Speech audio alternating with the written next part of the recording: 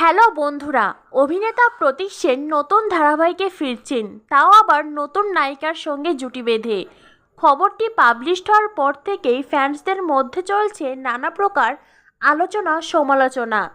ফ্যান্সরা যেন কয়েকটা ভাগে বিভক্ত হয়ে গেছে। একদল প্রতীকের ফিরে আসায় দারুণ খুশি, অন্য দল চাইছেন প্রতীকের সঙ্গে নতুন কোনো নায়িকা নয়, বরং সোনামণি সাহাই ফিরুক। আবার একদল চাইছেন সোনামণি সাহা নয়, বরং প্রতীক অন্য কোনো নায়িকার সঙ্গেই ফিরুক। আবার কারো কারো মতে প্রতীক হোক বা সোনামণি, তারা যদি একে অপরের সঙ্গে জুটি না বেঁধে অন্য কারো সঙ্গে জুটি বাঁধে, তাহলেই সেই সিরিয়াল ফ্লপ হয়ে যাবে। সব কিছু মিলে প্রিয় অভিনেতা অভিনেত্রীকে নিয়ে নানা প্রকার আলোচনা ও সমালোচনা করছেন দর্শক।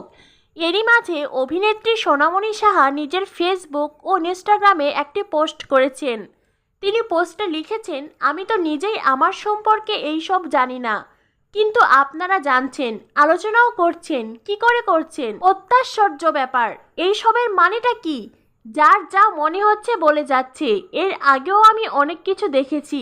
দয়া করে আমার সম্পর্কে এই ধরনের আলোচনা করবেন না। যে যার নিজেদের কাজে মন দিন, দেখবেন ভালো আছেন। অভিনেত্রী সোনামণি সাহা এমন একটি পোস্ট নিজের ফেসবুক ও ইনস্টাগ্রামে করেছেন কিছু দর্শকদের উদ্দেশ্যে। আসলে এমন কিছু দর্শক আছেন যারা ফ্যান্স কিংবা হেটার্স বোঝা দেয়। প্রিয় অভিনেতা অভিনেত্রীদের নিয়ে সোশ্যাল মিডিয়ায় বিভিন্ন জায়গায় তারা অসভ্য কমেন্ট করেছেন। একজন তো লিখেই বসেছেন, অভিনেতা প্রতীক সেন প্লে বয়, সোনামণি সাহার উচিত হয়নি প্রতীকের সঙ্গে বন্ধুত্ব করা। এমনকি প্রিয় অভিনেতা প্রতীক সেনের মাকে নিয়েও তারা কথা বলেছেন। সব কিছু মিলিয়ে ভীষণই বিরক্ত প্রিয় অভিনেত্রী।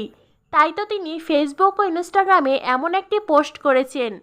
প্রথমবার অভিনেত্রী নিজের ফেসবুক ইনস্টাগ্রামে দর্শকদের উদ্দেশ্যে এমন একটি পোস্ট করলেন। সব কিছু মিলিয়ে তোমরা বুঝতেই পারছো প্রিয় অভিনেত্রী এই সমস্ত ব্যাপারে কতটা বিরক্ত।